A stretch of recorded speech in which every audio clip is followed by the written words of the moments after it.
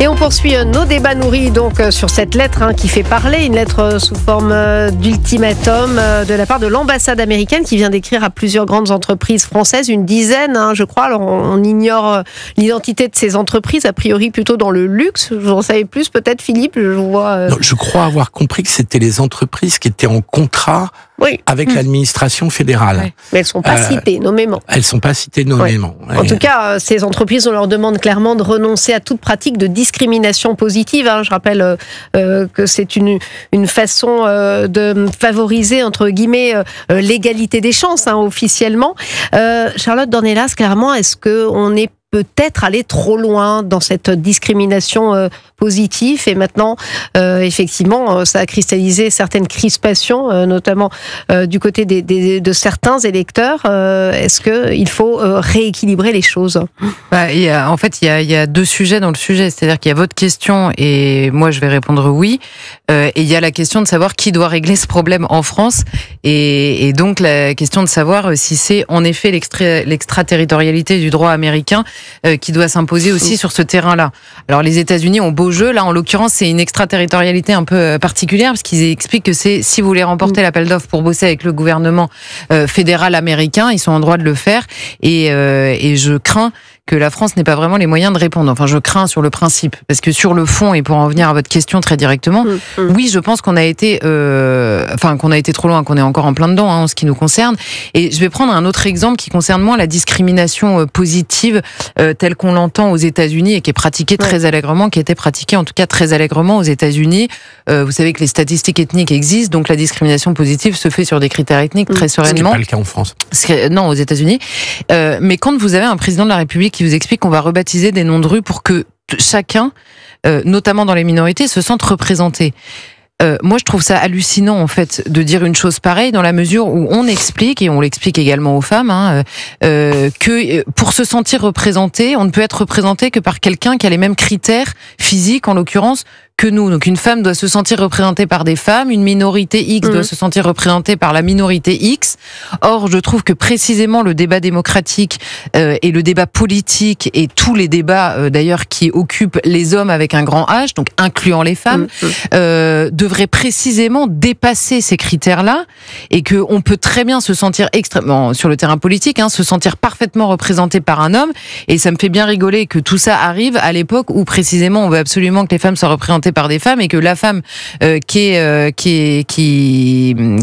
vole dans les scores à l'approche de la présidentielle est précisément une femme que tout le monde rejette dans le même mouvement. Donc on voit bien, Marine Le Pen est un bon exemple pour tous ces gens qui prônent la discrimination positive ou la représentativité par critères physiques. Tous ces gens nous expliquent par ailleurs que il faut faire barrage à Marine Le Pen, quitte à voter donc pour un homme. Donc on comprend par cet exemple-là que finalement ça suffit pas. La représentativité des personnes ne se fait pas que sur ces critères-là, puisqu'on peut avoir un accord ou un désaccord avec une personne, qu'elle soit un homme, une femme, et qu'elle soit noire, jaune ou blanche, évidemment. Donc je trouve ça assez hallucinant qu'au moment où on a un problème d'intégration, c'est-à-dire d'unité nationale, c'est-à-dire d'harmonie culturelle dans le pays, on a un président de la République qui vient nous expliquer qu'on va donner à chacun les moyens d'être représenté précisément par les critères que le wokisme aujourd'hui utilise pour nous diviser. Oui, mais en France, c'est extrêmement limité, la discrimination positive. Je vois effectivement la parité en politique. Non, mais je viens de vous prendre un exemple assez précis quand même. Des quotas de femmes dans les conseils d'administration, dans les directions de grandes entreprises. Mais autrement, on a toujours refusé la discrimination physique. Non, mais Philippe Guibert, on en parle. Regardez, Stéphanie, je termine ma phrase.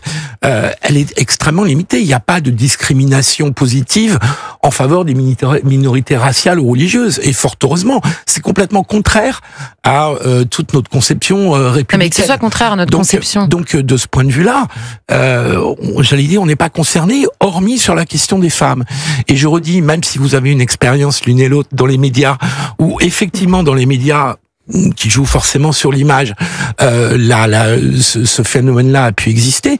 Je vous assure, dans les grandes entreprises françaises, dans les grands cercles dirigeants privés ou des grandes entreprises privées ou publiques, c'était des milieux extrêmement masculins il y a 25 ans. Vous parlez des médias, Philippe Guibert. Chaque année, l'Arcom rend compte. Je l'ai devant moi, le rapport que mon rédacteur en chef Thomas vient de m'envoyer. Chaque année, l'Arcom rend compte au Parlement des actions des éditeurs en faveur de la diversité de la société française. Oui, mais dans les médias, c'est ce que je viens de vous dire. Oui, dans les médias, c'est ce que je viens de vous dire. On peut même, si vous voulez vous moquer, on peut se moquer. Non, dans les séries du service public, par exemple, de la télévision, partout. Vous avez très clairement, on voit très bien que dans le cahier des charges, il faut toutes les minorités qui soient représentées.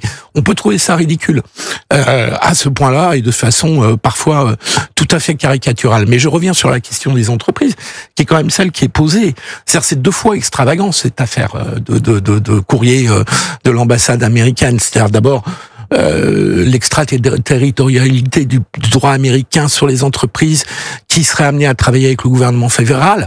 Je trouve ça scandaleux. Enfin, je veux dire, ou alors il faut qu'on prenne des mesures de réversion. Et puis d'autre part, encore une fois, je vous dis, sur les entreprises, il y a dans une entreprise privée, a fortiori publique, il n'y a pas de loi, de dispositif, de règlement qui disent on va prendre, je dis n'importe quoi, 10% de noirs ou de je ne sais quoi. Vous savez, Philippe, en fait, ça n'existe pas en France. Ce que vous disiez tout à l'heure, c'est exactement le même ressort qui est utilisé pour les minorités. De nous dire, il y a 25 ans, les entreprises étaient très masculines. Bah oui, on vous explique aujourd'hui, les entreprises sont pas assez représentatives des minorités. C'est littéral. Je précise quand même à toute fin utile que les femmes ne sont pas une minorité dans la vie, en fait. C'est pour ça qu'en politique, on avait fait la parité, d'ailleurs. C'est pour cette raison. En fait, ce serait quand même bien que cette évolution Charlotte, puisse... Parce que ça a amené quand même des femmes, à la fois dans les entreprises et en politique, à des responsabilités qu'elles n'avaient pas il y a 30 ans. Alors qu'il y ait des abus, qu'il puisse y avoir... C'est le principe qui est abusif. Le principe n'est pas abusif à un moment où il fallait être volontariste. Maintenant que le principe puisse amener à des abus, par exemple dans les médias, puisque vous y faisiez référence, ça j'entends tout à fait. Mais à un moment donné, il fallait passer un gap. Et ce gap a été passé. Encore une fois, quand toutes les associations, par exemple, l'attribution de subventions se fait avec un vocabulaire qui parle des racisés, qui parle des personnes en fonction de LGBT, en fonction de toutes leurs orientations sexuelles, en créant extrêmement régulièrement, qu'on parle de la question de la parité, que cette question soit omniprésente dans le débat et jusqu'au débat politique. Et je vous prenais un exemple extrêmement précis d'Emmanuel Macron lui-même, qui explique que chacun doit être représenté par celui qui lui ressemble. Ouais. C'est donc bien omniprésent. Légalement, c'est vrai, vous avez raison, on n'est pas au niveau des États-Unis pour la simple raison que nous n'avons pas le même rapport à cette question-là initialement. Mais on s'y vous voyez aussi que depuis l'élection de Donald Trump, le mouvement est contradictoire entre les États-Unis et la France. C'est pour ça qu'à l'extrême gauche, les indigènes de la République ou d'autres, ils ont théorisé le fait que la République française était par nature raciste. Et donc en reprochant à la France son système fondé sur l'égalité des droits et des devoirs et sur le refus de la discrimination positive.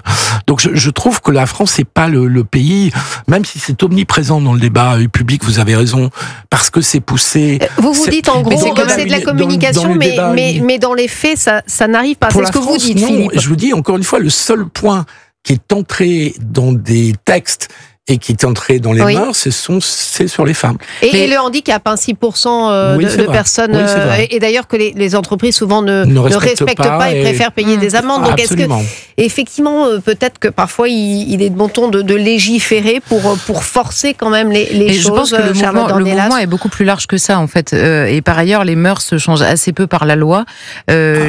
Non, vraiment, j'y crois pas. Mais justement, sur les femmes, c'est un bon exemple. On peut restreindre. Mais je pense que le mouvement existe de toute façon. C'est-à-dire qu'il y a eu un immense mouvement d'abord de la question du travail des femmes. Et que par la force des choses, ça met beaucoup de temps à se mettre en place. L'inertie d'un changement de mœurs, c'est immense. Il a redécollé dans les années 70. Oui, c'est ce que je veux dire. Oui, mais donc pour arriver en haut des entreprises du CAC 40. 40 ans après, vous n'y étiez pas, quoi. Et franchement, écoutez, avant que ces lois existent, on connaissait tous des femmes qui travaillaient absolument partout et certaines qui avaient des carrières magnifiques. On ne parle pas de travail. Bien sûr que si. On parle de cadres dirigeants, soit de dirigeants, soit dans le monde de l'entreprise, soit dans le monde de la politique. Et là, je peux vous dire, pardon, comme je suis tout petit peu plus âgé que vous, largement plus âgé que vous. Précisément, j'incarne l'époque du changement. C'était des réalités qui étaient tout à fait différentes. Oui, mais il y a 30 ans, on parle d'aujourd'hui, là. C'était à 90. Oui, donc c'est pour ça que ces lois-là ont eu un impact utile à mon avis. Vous vous souvenez de la mairie de Paris qui avait reçu une amende parce qu'il y avait trop de femmes qui travaillaient? Qui a été annulée, l'amende. Oui, non, mais bien sûr, mais elle a existé. Donc vous vous rendez compte du délire dans lequel on est. Amélie de Montchalin, d'ailleurs, a annoncé aujourd'hui l'amende de 90 000 € annulée pour avoir nommé trop de femmes à des postes de direction en 2018. Donc c'est du délire en fait. Donc on ne voit plus que la femme, on ne voit plus que la minorité, on ne voit plus. Ils avaient abusé. On ne voit plus que. Oui, mais ils ont abusé. Si toutes ces femmes sont extrêmement compétentes, grand bien leur face. Moi, j'ai aucun problème. Elles pourraient être 16 femmes sur 16, que ça changerait rien si elles font leur boulot. Enfin, Anne Hidalgo avait assumé de prendre que des femmes à l'époque. Ben oui. Mais parce qu'elle voulait choisir des femmes. Donc c'est quand même un rapport, je trouve, une manière de gérer la relation humaine, le rapport les uns par rapport aux autres. Ouais. Et maintenant, on arrive quelque part et on me dit, dis donc, il y a que des hommes, il y a que des femmes. On ne voit plus que ça tout le temps. Dans la vie publique, la vie politique et dans la vie des grandes entreprises, ces évolutions législatives et de comportement me semblent avoir apporté quelque chose. Après, qu'il y ait des endroits ou des lieux, la mairie de Paris ou d'autres, où il y ait des abus, où il y ait des outrances, où il y ait des excès, vous en trouverez toujours partout. Mais vous partiez vraiment d'une situation que vous n'avez pas l'air de mesurer, où vraiment le monde dirigeant était masculin à 90%. Je pense que c'est les évolutions Et je trouve malvenu que les Américains viennent nous expliquer ce qu'on doit faire dans ce domaine. Ça, c'est autre chose. Vous restez avec nous. Mais par ailleurs, les Américains ont influé sur notre évolution culturelle pendant des années et des années. Oui, et là, subitement, en tout cas, ce sont manifestement eux qui donnent le là. Ils entendent bien. Mais ils ont toujours donné le là. Ce qui me fait rigoler, c'est que ça énerve tout le monde maintenant. Oui, mais qu'on passe d'un wokisme Moi, je suis ravie, si on peut s'en séparer. Un anti-wokisme que je trouve aussi idiot, me paraît pas un progrès. De chercher les gens sur leurs compétences, je vois pas ce qu'il y a d'idiot. Mais bon. Restez avec nous, Charlotte Dornelas, Philippe Guibert. On va parler de cette première en Europe, l'Autriche qui durcit sa politique migratoire, qui a décidé de suspendre le regroupement familial, et un sondage CSA pour Europe 1, CNews et JDD dévoile que 57% des Français sont prêts pour l'arrêt de la politique de regroupement familial en France. C'est dans quelques instants sur Europe 1.